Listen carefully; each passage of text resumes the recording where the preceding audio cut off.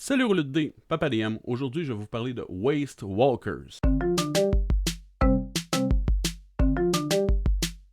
J'ai été obligé de lire, là, sur mon autre écran, j'ai le nom, j'ai de la misère à le prononcer. Si je le lis, ça va mieux. Waste Walkers. On m'a écrit sur Discord, m'a demandé si je pouvais faire une petite review de jeu-là, donc je l'ai reçu, lu et testé pour pouvoir vous en parler aujourd'hui, et cela va comme suit. Le jeu se fait sur 4 pages, c'est facile à la lire, c'est clair, c'est vraiment bien écrit, puis les phrases sont pas écrites pour rien, il n'y a pas trop de flavor, de trucs qui servent à rien, straight to the point, j'aime ça. La feuille de personnage, grosso modo, vous allez avoir 4 attributs, vous allez mettre des points dedans, bonus ou malus, et vous allez rouler un des 20, l'ajuster, donner le résultat au DM qui va vous dire ça passe ou ça casse. Vous avez votre endurance, qui est grosso modo vos points de vie. Vous avez une armure que vous allez pouvoir rouler un dé pour réduire le dégât quand vous allez vous prendre du dégât. Vous avez aussi l'inventaire et l'expérience, qui est une petite mécanique que j'apprécie beaucoup. D'ailleurs, on se lance là-dedans maintenant. Qu'est-ce qui fait que ce jeu-là est différent un peu des autres, ce que j'ai particulièrement, c'est qu'il joue avec un jeu de cartes. Quand vous allez entrer dans une nouvelle zone, vous allez retourner une carte qui va setter le degré de difficulté de cette zone-là.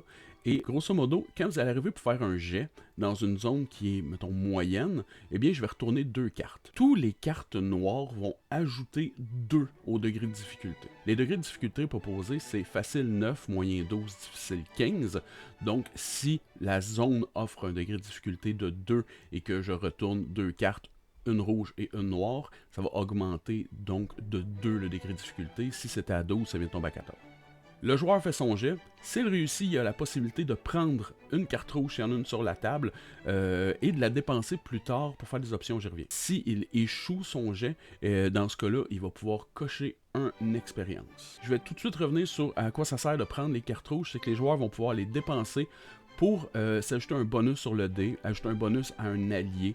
Il va pouvoir le dépenser pour gagner un point d'expérience. Il va pouvoir aussi réussir automatiquement quelque chose en sachant que le DM va y foutre une conséquence d'en face prochainement. L'expérience aussi, c'est une mécanique que j'apprécie beaucoup parce qu'à chaque fois que tu échoues, tu vas cocher, tu as 8 cases d'expérience et si vous roulez un peu de jet, moi en 3 heures, il n'y a personne qui a tapé le fond, mais je suis pas quelqu'un qui fait rouler énormément de dés.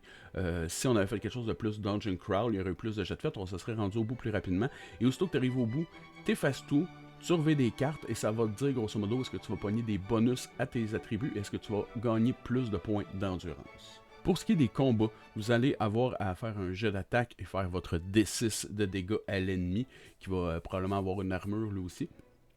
Mais si vous ratez votre attaque, en fait, vous allez quand même rouler vos dégâts quand même, mais avec un dé inférieur. Donc, si votre arme c'était un D6, vous allez faire un D4 dégâts. Si vous avez roulé un 20, vous allez faire un D8 dégâts. Il faut savoir que ça, le downgrade d'un dé, c'est vu comme une conséquence, et c'est l'exemple qu'il donne, mais ils disent que le DM peut facilement juste laisser faire ce dégât-là et ajouter une conséquence que lui, il juge. Donc, au lieu de descendre à un D4, le DM pourrait décider « Tu tues ton ami! » Je vais maintenant me concentrer à plus vous dire objectivement les trucs que j'ai un peu moins appréciés du jeu, sachant qu'il y a peut-être des affaires que c'est moi qui n'ai pas trop bien compris. La première affaire qui m'a bugué, c'est le degré de difficulté. Le 9, 12, 15, est-ce que c'est comme ça ou c'est une proposition juste pour qu'on puisse savoir à peu près comment setter notre degré de difficulté?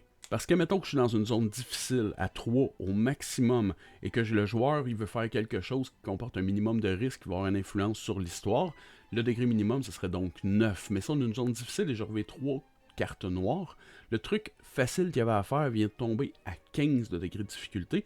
Et là, j'ai de la misère à modifier l'environnement ou expliquer de manière cohérente pourquoi est-ce que, vu que cette zone-là est difficile, que cet événement-là vient de devenir difficile. Concrètement, en jouant hier, j'ai ignoré des cartes noires parce que j'étais comme, non, ce move-là, il y a un risque, mais il est facile. Tu sais, genre, grimper une échelle pour passer du 3e au 4e étage, le move est très facile. Je devrais à la limite pas faire rouler de dés, mais je le fais juste parce que si un raté, ben là, il peut tomber de haut ou il peut faire du bruit, il peut se passer quelque chose qui fait que ça a un réel impact. Fait que je vais faire rouler un jet J'ai pas envie de mettre ça à 15 pour grimper une échelle. Un petit truc, qu'en début de partie, j'ai eu de la misère, c'était vraiment, ok, ils sont dans une zone, je revire une carte qui me fait revirer 3 cartes. Fait que quand quelqu'un veut attaquer, je revire 3 cartes.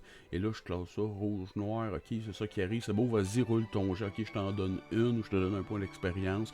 Là, c'est à ton tour, on revient des cartes. Il y avait quelque chose dans la manipulation de cartes qui fait que je trouvais pas ça super fluide. Par contre, il faut savoir que j'avais pas le goût de jouer avec des cartes, fait que j'ai pas trouvé de jeu de cartes, c'est ça la réalité. J'ai sorti des dés, puis vu que c'est pas tant le chiffre qui compte, mais la couleur, trèfle carreau qu'un pig, je roule un dé, ok, c'est ça qui arrive. Fait que j'ai perdu un peu de temps de manipulation là, mais encore là, j'ai envie de dire, après une heure et demie, c'était plus tant un problème pour moi. Je trouvais que ça roulait bien.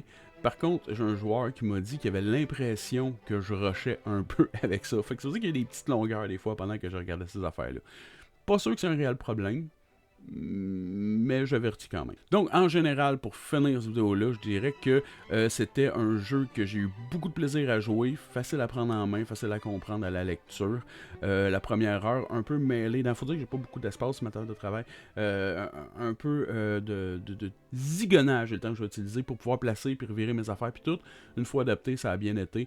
J'ai eu bien du fun à jouer cette game-là. C'est sûr que j'ai toujours de très bons joueurs aussi. So that's it, je laisse le lien en commentaire vers le Itch.io et allez voir ça si ça vous intéresse. Belle petite mécanique intéressante, il y a de quoi à faire, amusez-vous. Ciao, bye, roule le dé.